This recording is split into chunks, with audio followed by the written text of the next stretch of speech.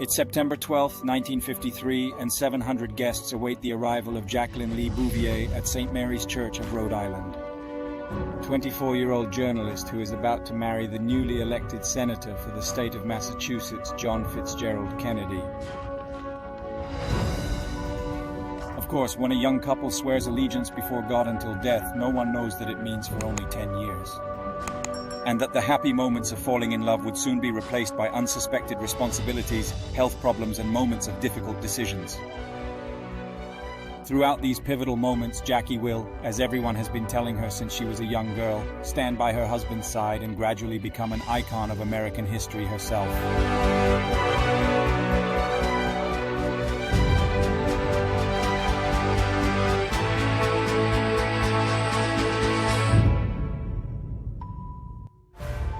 Jacqueline was born on July 28, 1929 in Southampton, New York, and had a relatively quiet childhood. Her family, who associated with the upper class, resided in either Manhattan or upscale Long Island.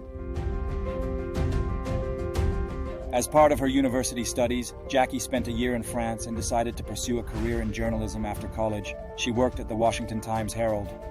It was at this time, at one of the many parties, that she was introduced to John Kennedy by a mutual friend. They were married after only a year's acquaintance. Then it was just a honeymoon in Mexico, a move to the suburbs of Washington, D.C., and married life could begin.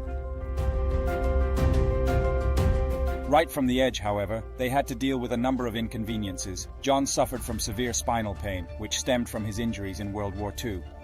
And when he decided to undergo surgery in 1954, it nearly cost him his life. To make matters worse, Jackie miscarried and then gave birth to a dead baby girl a year later.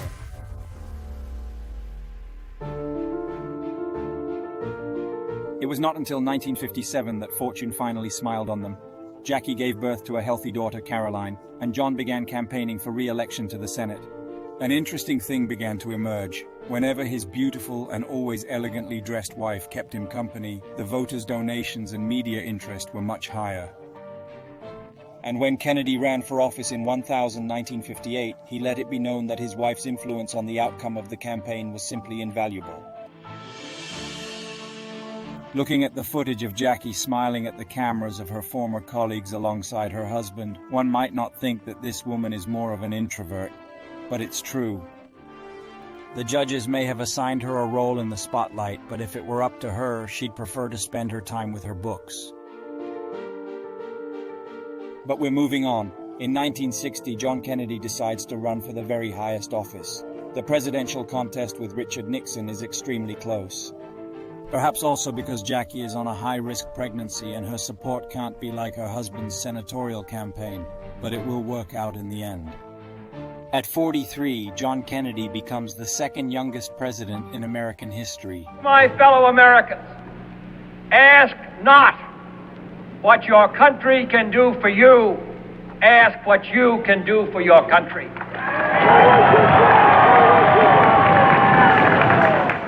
The ascension of a young, handsome president to the White House is seen by most of America as the beginning of a new, more accepting era than the Cold War-marred 50s. And Jackie, who just 17 days after the election brought a second child into the world, John Fitzgerald Jr., is an integral part of that.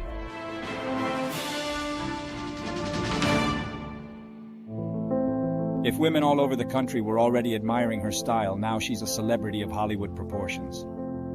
Window displays are filled with cheap imitations of their luxurious models, and women across the states are begging their hairdressers to create the same hairstyle on their heads that the First Lady wears. But she doesn't just want to be a beautiful figurehead enhancing the president's image. She has plans of her own. For example, she sets herself the task of reviving the spirit of an earlier time in the White House and is embarking on a major renovation that she will offer to the whole country to watch on CBS in February '62. The show will be seen by a staggering 56 million viewers, and Jackie will even win an Emmy, the television equivalent of the Academy Awards. But Jacqueline hasn't just captivated America. It's the same abroad, where she and her husband go on official visits. She can speak Spanish and Italian with local politicians, and the French in particular are crazy about her. President de Gaulle then declares that he's changed his mind about Kennedy. And the most powerful man in America himself later comments at a press conference with these words. I am the man who accompanied Jacqueline Kennedy to Paris, and I've enjoyed it. But not everything is rosy. There are whispers behind the scenes that the president cheats on his wife on occasion. One of the alleged mistresses is said to be the famous actress Marilyn Monroe. This speculation will be heightened when Marilyn arrives in a seductive gown to celebrate Kennedy's 45th birthday, and even sings to him, very sensuously for the time, but Jackie herself never says a false word about her husband in her entire life. Apparently she knows that whoever he sees in secret, it will always be her and her children to whom he eventually returns.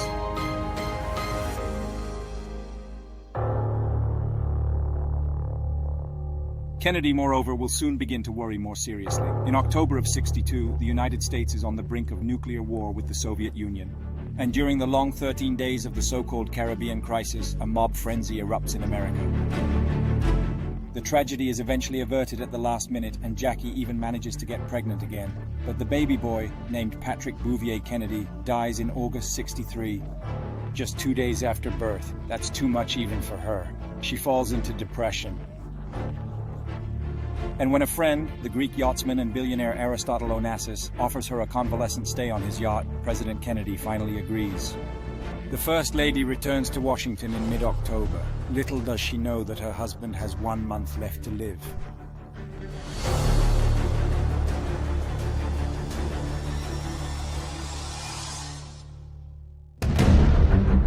Everyone already knows the next events. On November 22, 1963, JF Kennedy is assassinated in Dallas. It happens as a motorcade passes through the city.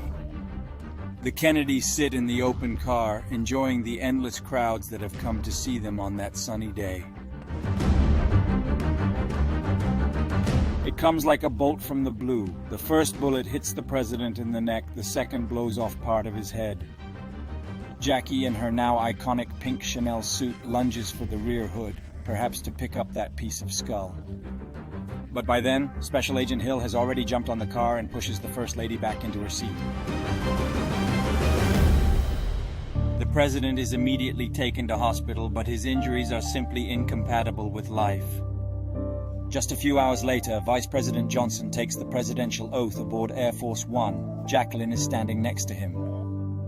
She's still wearing that pink dress stained with her husband's blood. Later, she explains that she wanted everyone to realize what a horrible thing the assassins had done.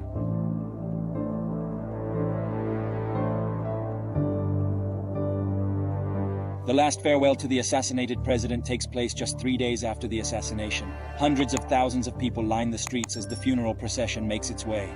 And the sight of Jackie and the 2 young children must still make one feel sad today.